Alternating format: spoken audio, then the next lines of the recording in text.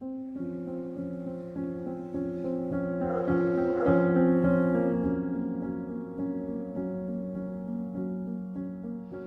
sono nato nel brutto regime, sì.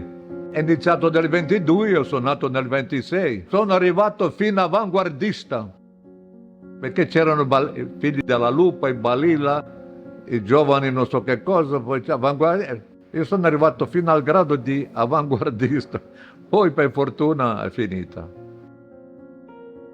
Io dovevo morire, vedi? Perché? Stavo scendendo a cavallo, come io andavo in giro a cercare da mangiare, no?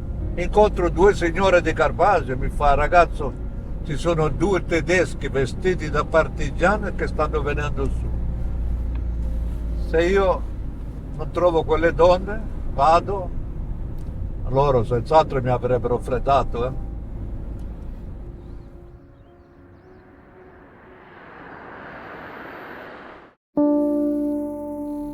También pues para dedicarles este homenaje a las personas que desgraciadamente pues sufrieron después con la rebelión de los franquistas y de la derecha de entonces, sufrieron pues pagando muchos con su vida, que hoy están aquí, reposan en esta fosa común y en otras muchas.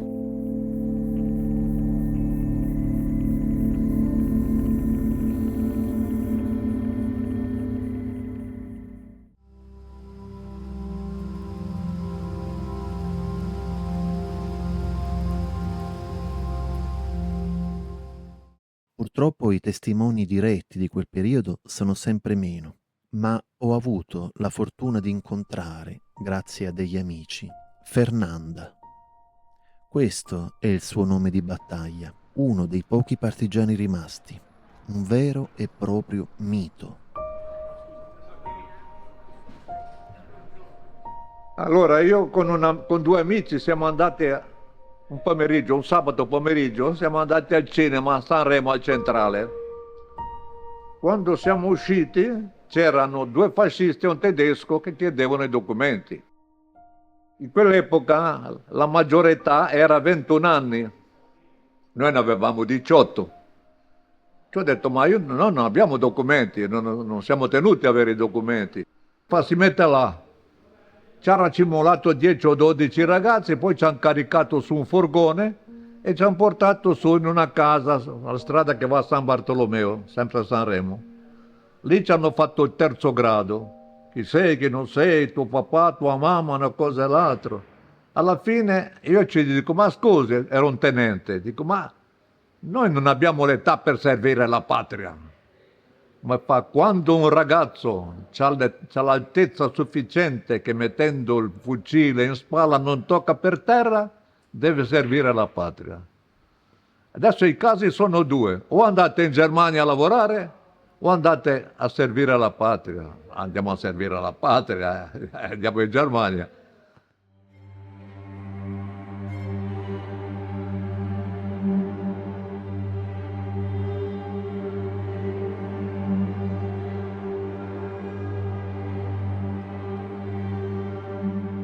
Dall'Italia ho deciso di spostarmi in Portogallo. Anche qui c'è stata la bestia nera, con il suo solito bagaglio di violenze, prepotenze e luoghi infernali, come questo, la fortezza di Peniche, fiore all'occhiello di una delle dittature più antiche e che più a lungo sono durate in Europa.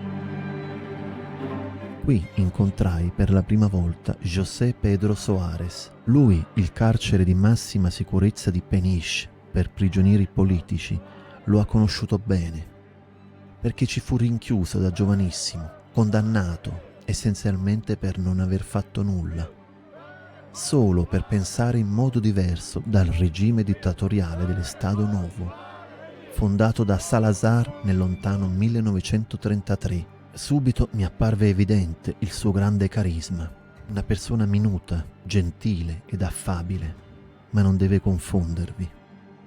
Ha resistito a torture terribili per giorni e giorni, chiuso in un carcere da terzo mondo. Quando è uscito è diventato un eroe nazionale ed è stato eletto come uno dei padri fondatori della Costituzione portoghese.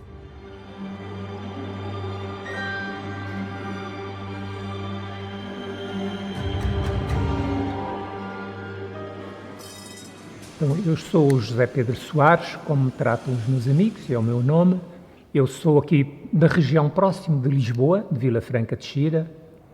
Os meus pais eram camponeses, tenho uma família grande, tenho uma irmã gêmea comigo e desde pequeno a vida era muito pobre. Eu comecei, quando acabei a minha quarta classe, os 4 anos de escolaridade, fui trabalhar, ainda pastei ovelhas, trabalhei na agricultura, mas quando tinha 13 anos fui trabalhar para uma tipografia. Era uma profissão muito interessante, porque os tipógrafos eram pessoas cultas, gostavam de ler e eram pessoas informadas e até lutavam aqui em Portugal. E eu então comecei a trabalhar e a estudar à noite, numa escola de cursos noturnos para os trabalhadores estudantes. E nessa escola havia jovens de muitas empresas e nós conseguimos aí criar uma associação, uma pró-associação, e apercebemos dos muitos problemas que havia, dos baixos salários, que haviam pessoas presas, que havia guerra nas colónias, em Angola, em Moçambique, em Cabo Verde.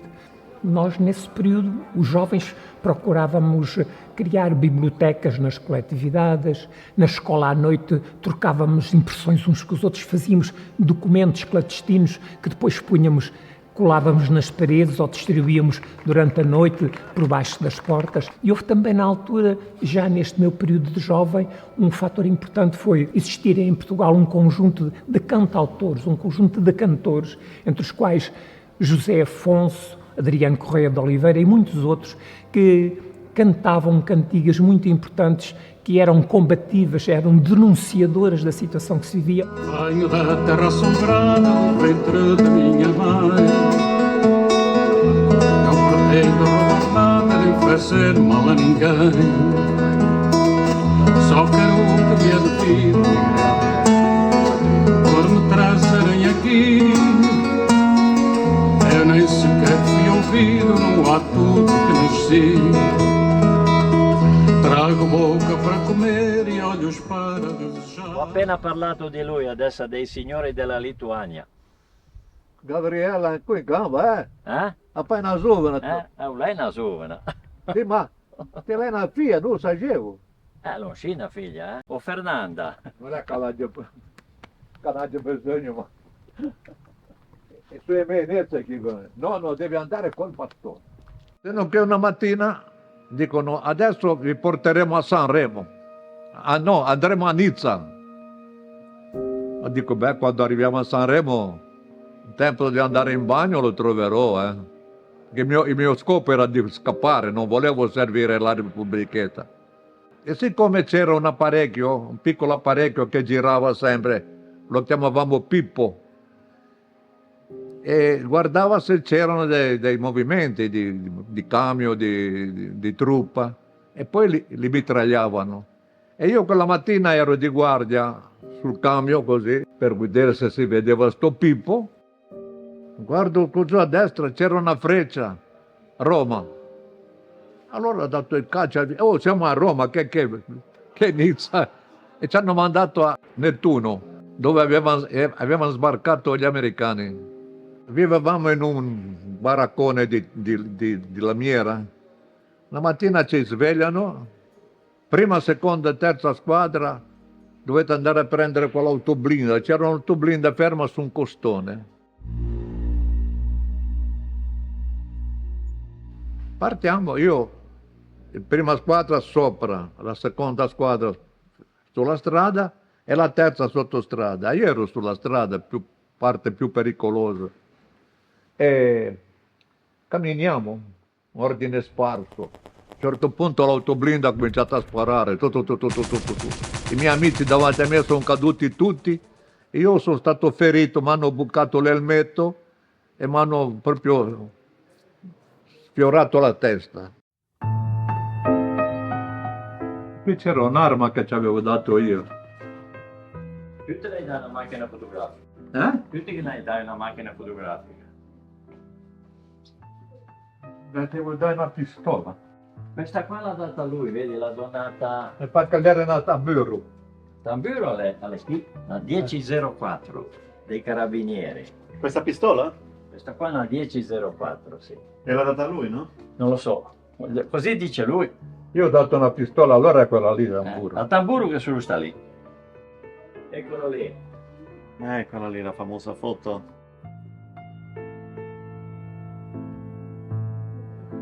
Quanti anni aveva qui? 18.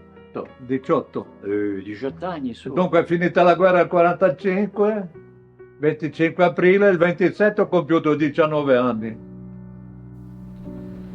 A partir de 34, a fortaleza de Peniche passa a ser usada pela PIDE como cadeia de alta segurança para presos políticos. É só ver estas muralhas e vejam a segurança que eles nos tinham aqui sim.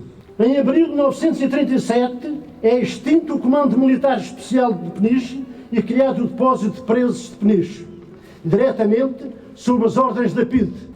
Eram fundamentalmente presos muito jovens, na sua maioria com idades inferiores a 30 anos.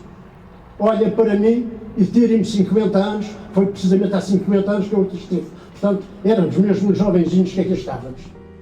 Nos nossos locais de residência e nos nossos locais de trabalho havia sempre vigilância da polícia política. E havia muito medo. O medo era uma coisa que estava institucionalizada. Porque até os nossos pais, as nossas mães diziam: filho, vê lá onde é que te metes, porque os outros já foram presos, depois vais também parar à cadeia, não te metas nisso. Havia sempre esta coisa, até dos pais para nos defenderam. Mas nós sabíamos que havia pessoas presas e que lutaram e que nós tínhamos que continuar essa marcha. Esta é uma forma de perseguição e uma forma de intuir o medo, de levar o medo. Mas nós nunca sabíamos muito bem com quem é que estávamos a falar. E depois, durante a noite, aparecia a polícia de sufoco, ocupava a casa, via onde é que havia papéis, vasculhava tudo e levavam as pessoas, enfim, as famílias ficavam a chorar, as crianças a chorar, e lá vai o marido, ou lá vai a mulher, iam para os calabouços e entravam logo na tortura de sono. Tinham que dizer o que é que faziam, com quem é que reuniam, com quem almoçavam, com quem jantavam. E quando as pessoas se recusavam a denunciar os seus vizinhos ou os seus companheiros de trabalho, tiravam-lhes as cadeiras e agora ficas aqui dia e noite, sem dormir, e sempre a ser espancados, até que as pessoas... E com coisas sonoras que ouvíamos as nossas famílias, contávamos, aconteceu comigo quando estive preso, ouvia a minha namorada, a minha mãe a falar, eles gravaram coisas, e a gente a certa altura estamos desorientados. Muitos acabaram por confirmar coisas, denunciar, porque não foram capazes de resistir, Quando si entrava in ospedale ti ritiravano la divisa e ti davano un pigiama per paura che scappasse. Viene una sorella e mi fa: sei ferito alle gambe? Dico no, io sono ferito alla testa. Dice: cerca di scappare perché altrimenti vi portano in Germania. E dico: come scappo in pigiama? Non c'ho la divisa. Nel frattempo ho conosciuto un ragazzo che lavorava, diciamo, nella portineria, segreteria, era di Savona, vorrei che mi sentisse. Ci ho detto: fammi un permesso di 3 giorni, uno per andare, uno per ritornare, uno per... ma come faccio? Dico: c'hai 40 timbri lì, fai una firma qualche, metti un timbro. E difatti mi ha fatto sto permesso. E questo ragazzo mi ha regalato 5 lire, mi ricordo sempre. Preso il primo treno e sono arrivato a Sanremo. A Sanremo c'era la mia sorella, che adesso purtroppo non c'è più. Ci ho detto: senti, andiamo a Carpasio. Andiamo a Carpasio che voglio andare in montagna, non voglio saperne più niente. E difatti siamo arrivati su a Carpasio, e dove adesso c'è il museo, io ho iniziato lì, era una stalla, era un casone, no?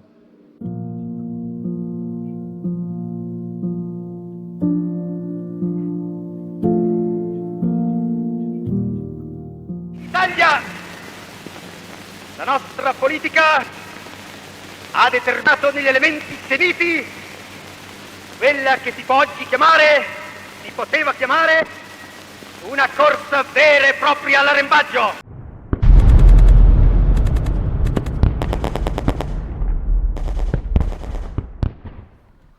Ecco, stengo. Gustava anche chi, Questo qui mi hanno sparato al passo per dai verdeggia. In Tingarbo abbiamo scaricato con una semplice pistola. Hanno sparato in paracaro. 4 o 5 botte che hanno messo 2. Perché te bugia. un mane con bugia. Questo è il famoso albero dove mettevano i feriti, Castagno. il castagno, che si è nascosto anche mio papà lì, che era dell'11, non era un partigiano. È un albero cavo molto grande, in mezzo a un bosco di carpi, e ci mettevano i feriti dentro, li nascondevano. E dove si trova quest'albero? A un quarto d'ora di qua. Ci sono le insegne, c'è tutto. Cioè adesso ci ho fatto le scalette, ci ho messo le corde e adesso è una pacchia andarci.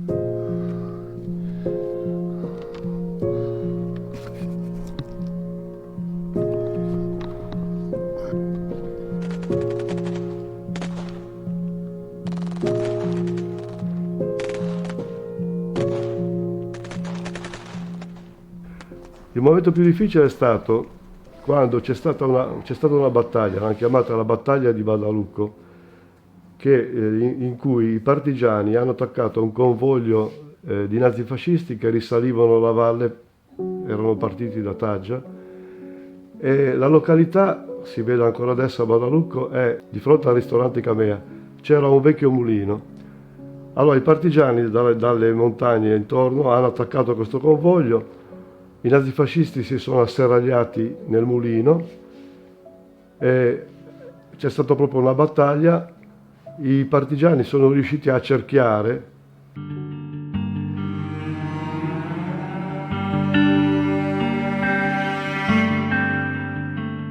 e nel frattempo con la radio i nazifascisti avevano chiesto rinforzi a Taggia. Da Taggia hanno cominciato a sparare cannoni e mortai. Nella confusione qualcuno di questi nazifascisti è riuscito a fuggire, però molti sono rimasti sul terreno, sono morti. Alcuni giorni dopo, c'è stata la rappresaglia. Allora i nazifascisti partiti da Pietrabruna sono scesi attraverso il Monte Faudo. Sul Monte Faudo hanno ucciso un parente di mia moglie che era lì, che semplicemente tagliava il fieno. Poi sono scesi, c'era il santuario dell'Acqua Santa a Montalto, hanno ucciso un chierico e un sacerdote che accudivano dei bambini di una colonia. Poi sono scesi giù ancora nel paese e lì hanno ucciso molte persone.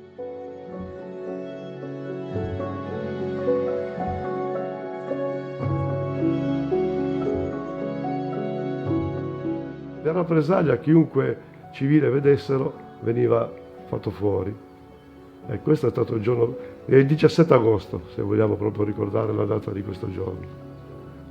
1944. Una pregunta. Me pareció entender que 80 querellas presentadas y todas rechazadas. ¿No tendríamos que seguir presentando querellas cada caso? Yo por el nombre de mi familia y todas las personas que tenemos y que de los 80 se conviertan en 80.000. Sabemos que es difícil, pero no imposible. Y si se encuentran con un mar de querellas, que eso pasó en Argentina, la gente no se rindió y estuvo poniendo querellas durante años hasta que se aceptó una. Y cuando se aceptó una, abrió el paso. Así que hay que presentarlas aquí, que nos den, y que den la cara y que digan, no, a usted no le voy a admitir su querella porque es que está todo prescrito. O la ley de amnistía ya cubre esto. Todas estas querellas que no han sido admitidas están en el Comité de la ONU de Derechos Humanos. A ver qué pasa. La memoria storica in Spagna è frammentata, è come un puzzle da ricostruire. Tanto che è difficile per uno come me, uno straniero, penetrare in profondità in questo scontro perenne che vede contrapposte due fazioni. Leggo libri prendo contatti, vado ad assistere a tutti gli atti della memoria storica. Mi incontro anche con chi questa memoria storica la contesta, però poi non vuole esporsi. Perché?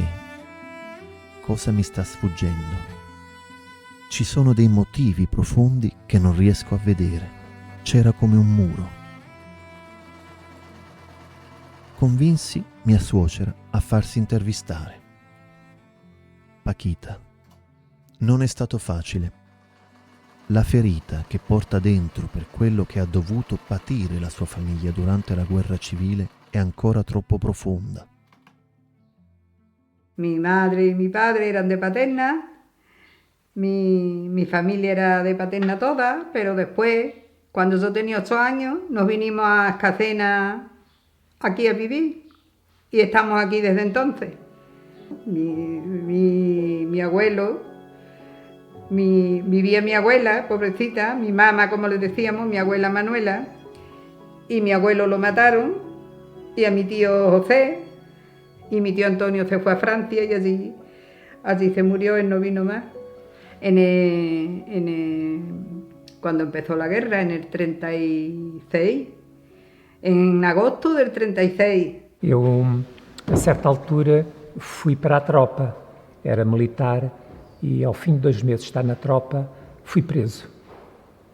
Fui preso, não sabia se era já por atividades que estava a desenvolver, atividades contra o governo na unidade militar onde estava, com outros jovens, porque fizemos muita coisa, mas não foi uma pessoa que foi presa, as tais que foram submetidas à tortura, não suportaram, traíram e denunciou um conjunto de pessoas, e eu era uma das pessoas que fui denunciar. Portanto, a polícia foi buscar ao quartel. E quando fui buscar ao quartel, trouxeram-me logo para a sede da polícia em Lisboa, chamado António Maria Cardoso, era a sede da PIDE. Então, onde fizeram umas fotografias, onde procuraram documentar e procuraram logo a fazer perguntas, eu não respondi. Então, levaram-me para a cadeia de Caxias e no outro dia de manhã trouxeram-me, tive logo 6 dias e 6 noites na sala de interrogatório, na sede da PIDE. Não me deixaram, tiraram uma cadeira, não me deixaram sentar sequer e queriam que eu denunciasse, né? Eu recusei-me sempre a prestar declarações. Ao fim dos 6 dias e 6 noites, levaram-me novamente para Caxias, para aquele quarto individual, isolado, onde tiraram tudo, fiquei sem nada. Né? Então, passado mais um dia, trouxeram-me novamente. E tive mais 6 dias e 6 noites. Aí já foi muito doloroso, porque aquilo ao fim de uma primeira, segunda, terceira, quarta noite, nós já, quando são 4, 5 da manhã, aquela luz forte, nós estamos perfeitamente perdidos. Mandam-nos copos de água, empurram-nos, batem-nos, é uma coisa, já, enfim, fiquei já ferido por toda a pancada que levei. Eu recordo quando foi à quarta, quinta noite, trouxeram-me um conjunto de fotografias de amigos meus que estavam presos, dizeram, vai lá, estás aí armado em herói, eles estão aqui todos.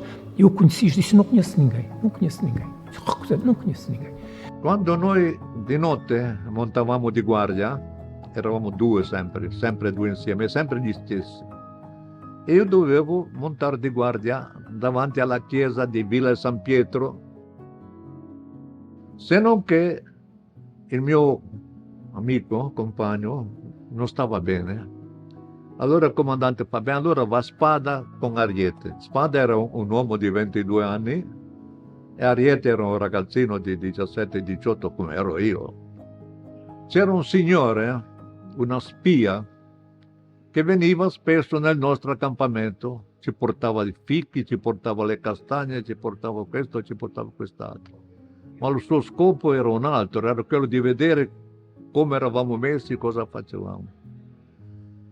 Quando ha capito che c'era questo Spada, che era di Carpasio, e il suo nome era Bacci, Giovanni Battista Baccia, cosa ha fatto lui? È andato giù a Borgomaro, ha avvisato i fascisti, si è detto guardate che vi faccio prendere i partigiani se volete stasera. E fa come? Venite su che io conosco la persona che è di guardia. Difatti, alla mattina, erano le 6 e poco del mattino, io ero di guardia al casone, era il mio turno di guardia, più avvicinava. Io sento pom, pom, 2 colpi. Ho detto ai Bacci, perché eravamo talmente abituati a sentir sparare che capivamo che arma era che sparava. Era una beretta che me l'aveva anche promessa a me. Ho detto io al comandante, se Bacci che ha sparato, si vede che ha dato il chi va là, non si sono fermati, ha sparato. E invece no, erano venuti su e quando sono arrivati lì che lui ci ha dato l'alto là, quello di sopra, era di sopra che era andato a mungere la mucca, gli ha detto, sono io Bacci. Lui ha detto, sono io Bacci, dice saranno partigiani. Invece erano fascisti. Quando gli sono arrivati vicino, pum pum, ha dato 2 colpi e l'hanno ucciso. Hai capito? Allora, combinazione, altre persone hanno sentito che lui ha detto sono io Bacci, allora l'abbiamo preso, l'abbiamo portato su al comando, poi al comando ci pensavano loro. C'erano russi, tedeschi, austriaci, c'erano di tutte. Hai capito? Se c'ero io non succedeva, non mi poteva dire sono io, perché non mi conosceva. Invece conosceva quel Bacci. E ti ha fregato. Purtroppo, caro amico.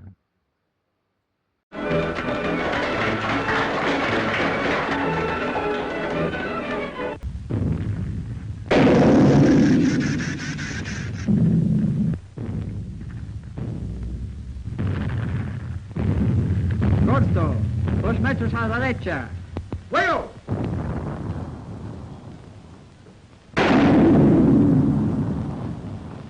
¡Carguen!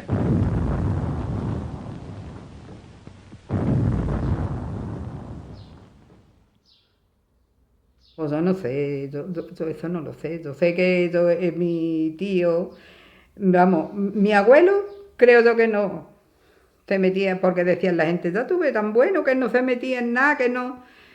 Y mi tío José tampoco, porque mi tío José estaban en la sierra los hombres cuando entró las tropas y eso, se fueron a la sierra. Y mi tío decía, yo no he hecho nada, yo voy. Y vino el día que decían que sacaban a San Bartolomé, vino y aquel día lo cogieron.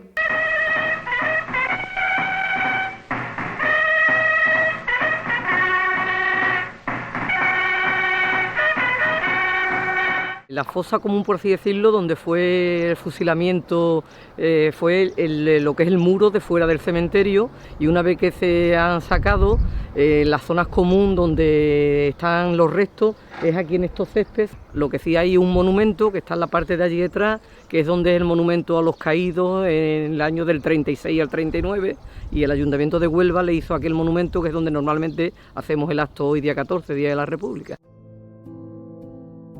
No dia 6 de agosto tive até o dia 27 e 21 dias seguidos na sala de interrogatórios. Então, ao fim desses dias todos, eu acho que já estava meio louco, já não sabia onde estava, porque ria-me, e assim batia com a cabeça na parede, já não sabia onde estava, ia apanhar coisas do chão, mas não era nada, era alucinações, já havia pessoas, já havia bichos, já havia... o chão era assim de madeira, tinham as tábuas, eu via bichos a sair dali, olhava assim, parecia uma janela na parede e pumba, batia com a cabeça. Portanto, estava numa situação, parece daqueles momentos quando nós temos a sonhar, e vemos filmes assim, parece que é a situação, mesmo com os olhos abertos, eu estava a sonhar. Eles a certa altura perceberam que eu já estava a chegar ao fim da vida e devem ter terminado, que depois só acordei já na cela, eles devem me ter levado, agarrado, ainda tenho a sensação que eles agarraram por baixo dos braços, levaram-me, não sei se depois de uma maca ou uma coisa qualquer. Portanto, os interrogatórios foi uma coisa brutal. Isto foi muito denunciado, muito denunciado. De um grupo, os meus companheiros foram julgados em tribunal civil, no tribunal plenário, e eu transitei para o tribunal militar. Marei que tive quase 2 anos à espera. Quando fui julgado, apanhei 3 anos e meio de cadeia, e a cadeia de Caxias não era cadeia de cumprimento de pena. Mas quando fui julgado, apanhei 3 anos e meio, levaram para Peniche. ¡Aviación! ¡Aviación!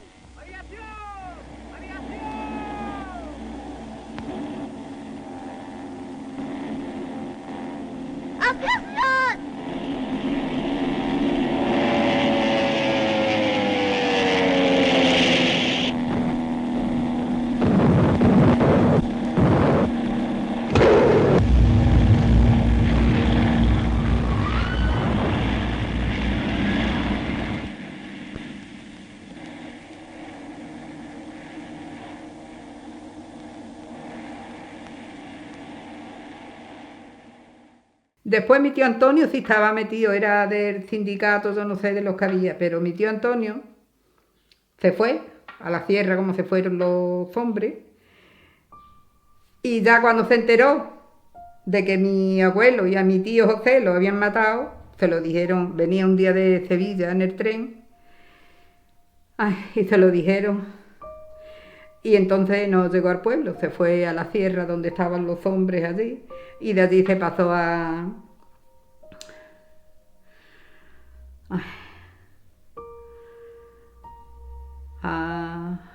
Badajoz, por ahí, cogieron para allá y ya se fue de allí para arriba, y se fue a Francia. Y allí hizo su vida en Francia. Porque eran gente que estaban en los pueblos, sabían, pues mira, ese fulanito es de socialista, ese es de...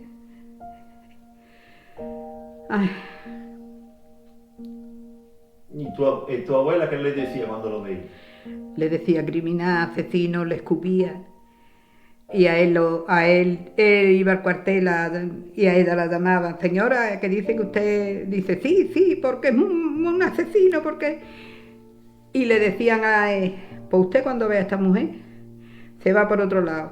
Y a ella le decía, pues váyase usted para casa. Y no le hacían nada.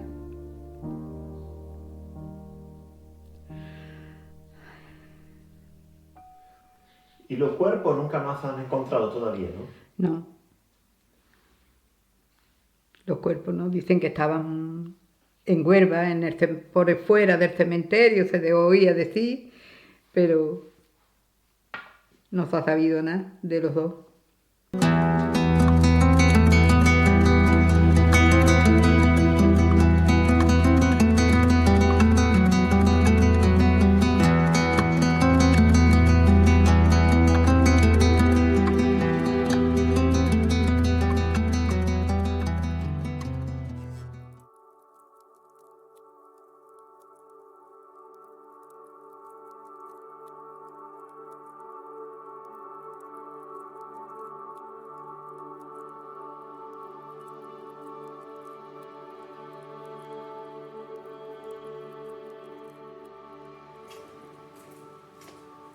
Per mangiare, così facevi? Cosa mangiaimo? Così facevi. Castagne. Perché mangiavi le castagne? Perché non era in altro. Conti che pochettino quando abbiamo bombardato? Bombardava ecco? Sì. Quando eravamo lì? Nel 45. Siamo scappati e siamo andati a San Rocco. Olga e 3 garzone sono morte tutte insieme. Quando abbiamo bombardato? Sì. Ah sì, di che poi dici quando ti è scappata Baucco? Sono di giugno fuori. Beh. Siamo scappati quando hanno bombardato. Siamo scappati tutti di notte, andati in caselle. E Gianfranco? Non siamo sciocati. E Gianfranco che aveva scordato? Gianfranco l'aveva scordato il tuo letto. Quanti anni l'aveva Gianfranco? Quanti anni l'aveva? Quanti anni l'aveva? Manchi in anni. Poco più, lei è un letto petite, sembrava in braccio, sì. E quando iva a rubare? Quando iva a rubare in casa? Ne rubavo di tutto. In rotolo del cuoio quando iva in meglio dei soldi. Chi è che l'ha rubato? I fascisti, sì, da questi parenti proprio. Io sapevo che poi faceva le scarpe. E ha rubato che? Rubato che io, rubato quello che hanno trovato. Mi fa sciappare le porte? E quello che non ha rubato, l'hanno lasciato alla porta. Cosa ti lascia alla porta? Un taglio di vestimento nuovo, l'hanno tirato tutto per il cammino. Via di formaggio che avevamo fatto, l'hanno tirato tutto per il carroggetto, giù di lì.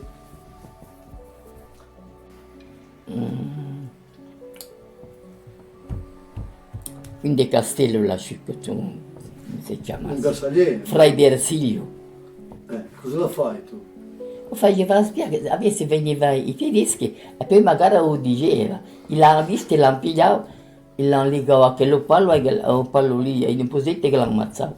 E quelli che hanno portato su in Giaia, lasciò che l'hanno portato in Tucanello. In Telaina? Eh.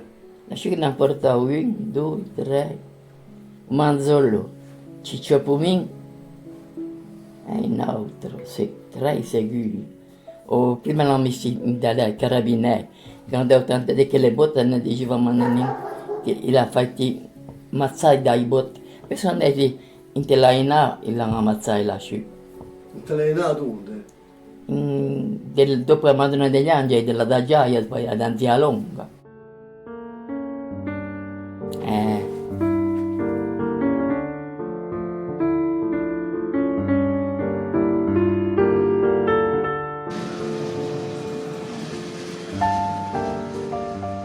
Na cadeia de Peniche acontecia, eu estava numa sala isolada, eles fechavam-nos à noite e de manhã abriam. E tinha um corredor a meio, aqui havia 6 celas, eram 4 metros, com 4 passos por 3 passos tinha uma cama, e era uma coisa pequenina. Mas já conseguíamos que durante o dia eles abrirem, já circulávamos e naquele peso podíamos conversar uns com os outros. Havia uma sala que era o refeitório, pronto, e é ali onde comíamos, e então circulávamos ali. Houve períodos que não nos podíamos chegar às grades. Se estávamos 3 ou 4 a falar, o guarda interrompia, não podem falar. Mesmo quando estávamos a comer para dar uma peça de fruta ou uma coisa, tínhamos que falar, sou guarda, posso dar. Portanto, o guarda era sempre interventivo. Nós, ultimamente, já tínhamos conseguido fraturar essa resistência, já conseguíamos ter mais alguma liberdade. Mas houve períodos terríveis. Os que estavam lá mais tempo procuravam puxar sempre por nós, para fazermos ginástica. Tínhamos 1 hora de recreio por dia para fazermos ginástica, para fisicamente manter a nossa massa muscular. Ensinávamos muitas coisas, os mais letrados ensinavam português, o inglês, a matemática. Muitos presos foram para lá quase analfabetos e saíram de lá com uma escolaridade.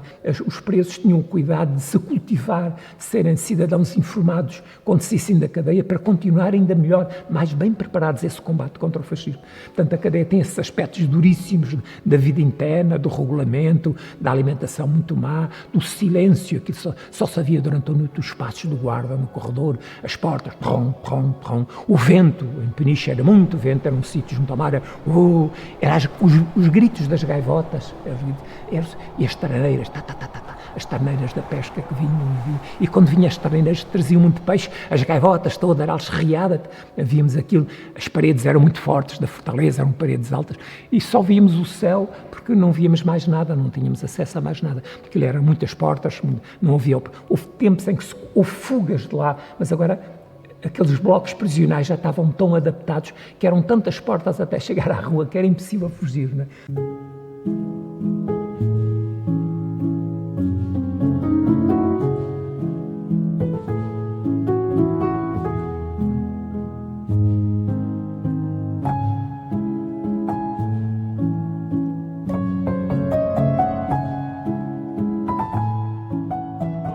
A noi ci viene naturale il dialetto. Ecco, allora parlate in dialetto. Ma siamo andati a scuola, abbiamo imparato anche l'italiano. Ja, bella meglio, no? Le bombe a mano. Tedesche. Le conosco. Bomba a tempo, 9 secondi. Vedi, però è una stupidaggine. Con quel sistema lì la buttavi via a 100 metri, la buttavi. Non erano scemi i tedeschi. No. Li vedi qua i tuoi compagni? Che non ci sono più purtroppo? Chi c'è lì? Trucco. Ah, Trucco. E Tatù. Oh, Tatù. 1, 2, 3, 4. 4. Beve anche mia figlia. Sì, Mi pare che diceva, o l'ha in grado meno dell'aiga. Meno dell'aiga. Ciao, salute. Auguri a tutti. Lì eravamo su accampati in un posto che si chiama Fenaire. Ci sono stalle, fienili e mucche. E i tedeschi sono venuti su per cerchiarci, ma noi l'abbiamo visti per tempo, abbiamo fatto in tempo a scappare e andare su Monte Grande. E lì c'è stato l'incontro, loro che salivano e noi che l'aspettavamo su. Ci sono stati morti, io l'unica arma che avevo era una pistola a tamburo, un po', ai primi tempi.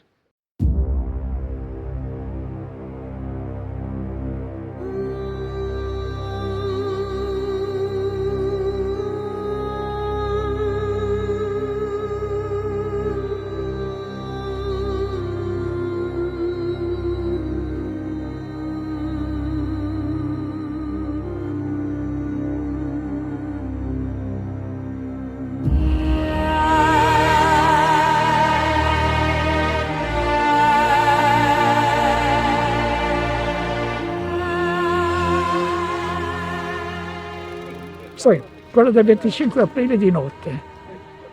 Allora, io ho questo compagno, per cui mi arrabbio perché non mi ricordo più il nome. Vabbè. Torniamo dove eravamo all'alloggio, che poi in fondo era le cantine di una chiesa, ospite del prete, il quale ci dice che Radio Londra aveva trasmesso Aldo dice 26/1, la guerra è finita, scendete dalle montagne, occupate le città, i gappisti fanno gli ultimi elementi e ritroviamoci tutti ad Alessandria, perché io operavo in quella zona lì. Allora il 26 sera decidiamo, io e questo compagno, di andare ad Alessandria dove c'era il concentramento, perché lì affluivano le divisioni tedesche per prendere i treni per andare a casa, in Germania, il smistamento famoso di Alessandria, ferroviario.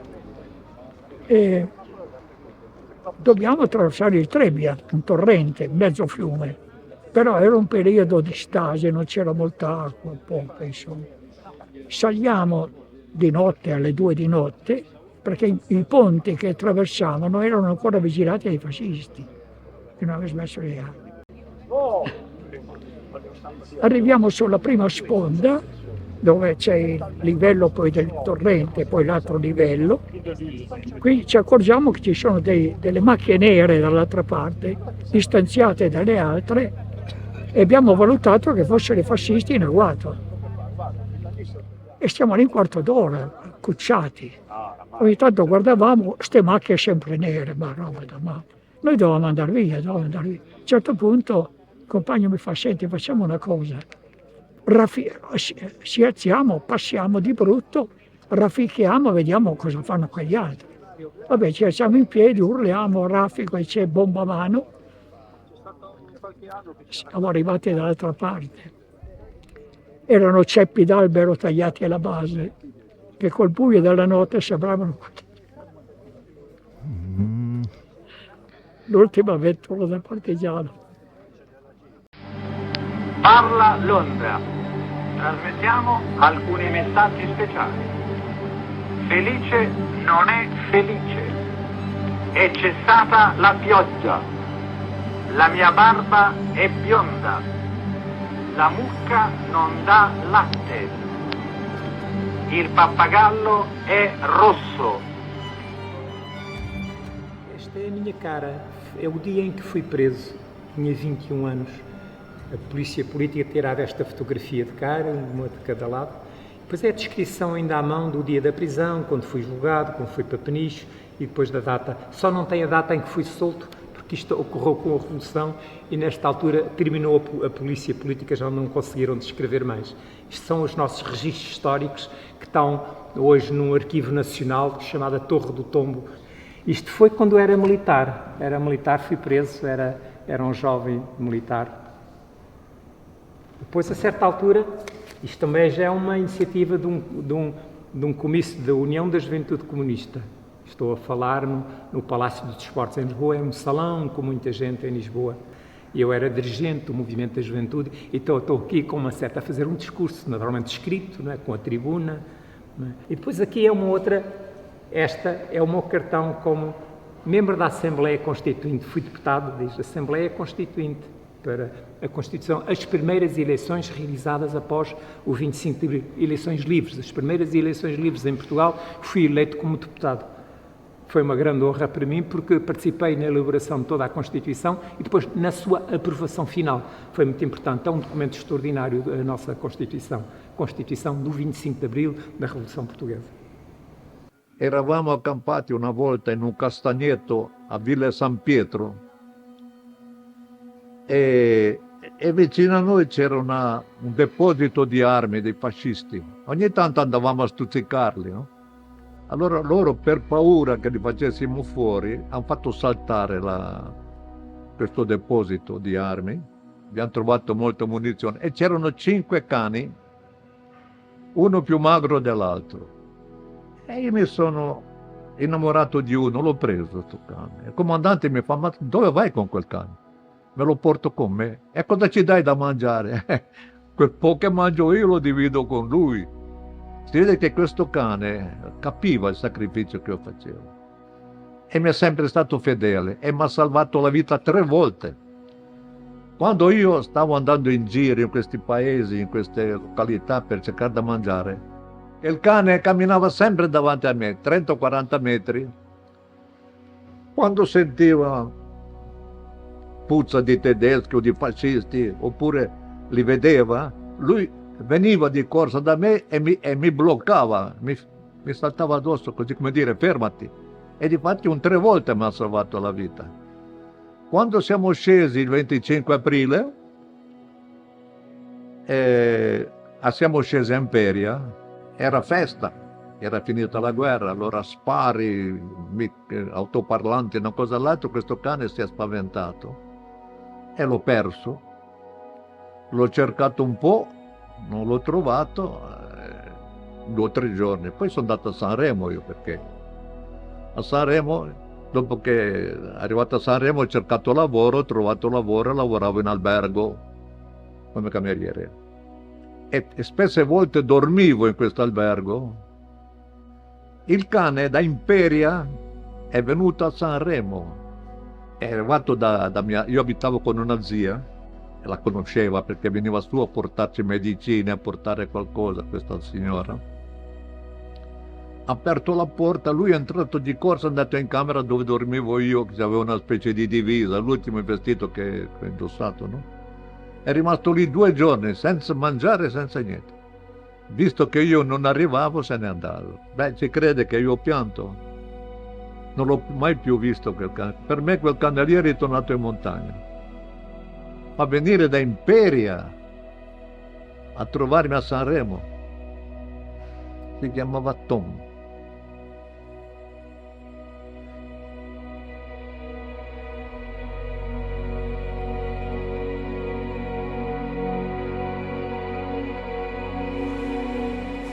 O 25 de Abril nós tomámos conhecimento, através da televisão, não é?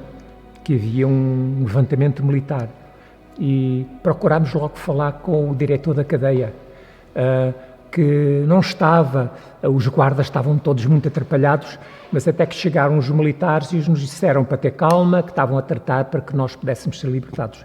Soubemos, entretanto, que as famílias se juntaram logo junto às cadeias, quer Caxias, quer a Peniche, quer no Porto, nas outras cadeias, e ouvíamos os carros a buzinar cá fora. Portanto, e nós já nessa noite não dormimos, começámos a arranjar as nossas coisas e percebemos que nos iam libertar. Ainda que houvesse resistência entre alguns militares conservadores, não queriam libertar os presos políticos, mas os jovens militares que fizeram o 25 de Abril disseram: Sr. General, sobretudo ao Spínola, Sr. General, nós fizemos o 25 de Abril, para haver democracia não pode haver presos políticos, para haver democracia não pode haver guerra colonial, para haver democracia tem que haver liberdade da imprensa, liberdade de expressão, não pode haver gente nas cadeias, então os presos vão ser libertados. Então nós sabemos isso, mas ainda demorou 2 dias a nossa libertação. De maneira que já, quando fomos libertados, foi já no início da noite do dia 27.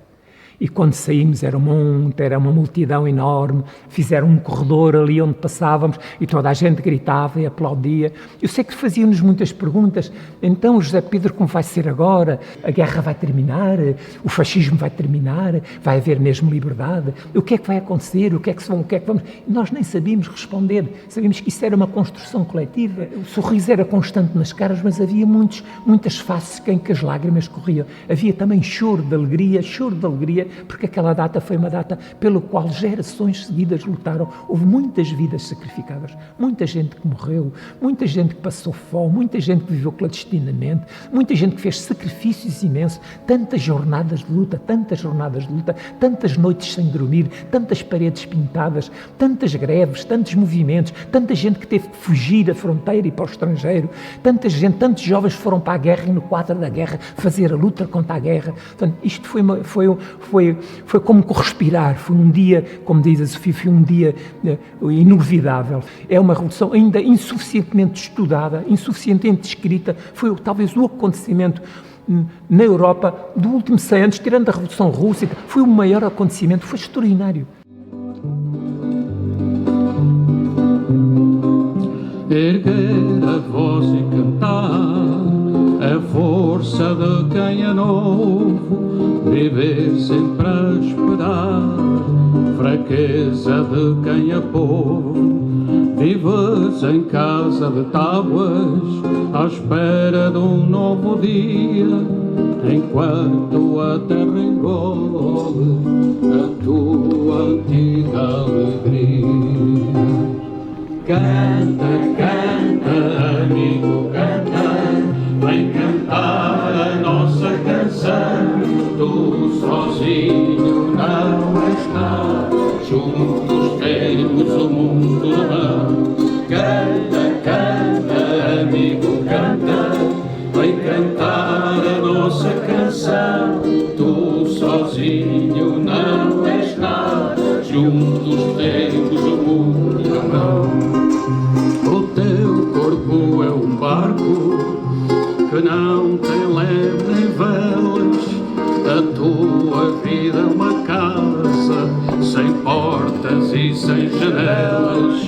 Não vás ao sabor do vento, aprenda a canção da esperança, vem semear tempestades se queres escolher a bonança. Canta, canta, amigo, canta, vem cantar a nossa canção. Tu sozinho não és nada, juntos temos o mundo na mão. Canta, canta, amigo, canta, vem cantar a nossa canção. Tu sozinho não és nada, juntos temos o mundo na mão. Já que me chamas amigo, prova-me lá que o és, vem para a ceifa comigo, a terra sujar os pés. Eu vou contigo para o campo, eu vou comer do teu pão. Tu dás-me a força da vida, eu dou-te a minha canção. Canta, canta, amigo, canta, vem cantar a nossa canção.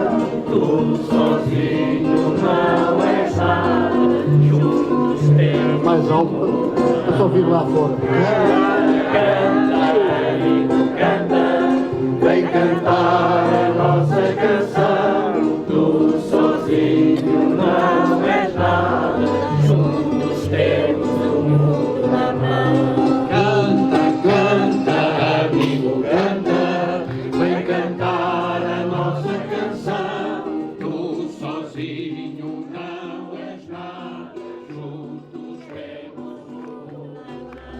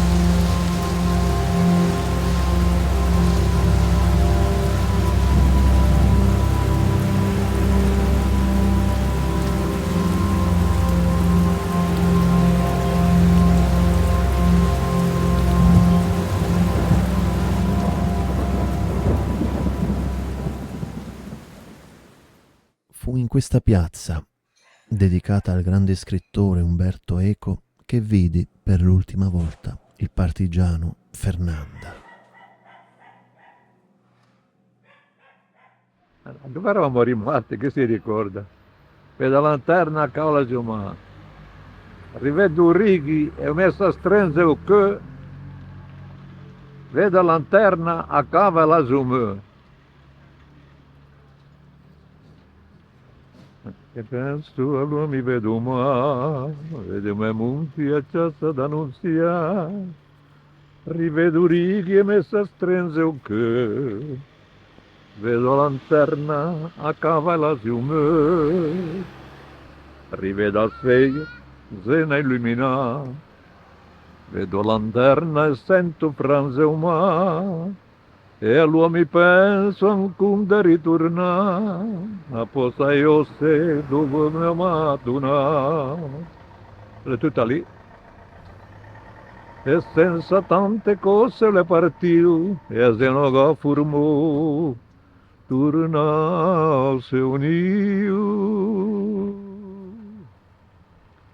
È finita.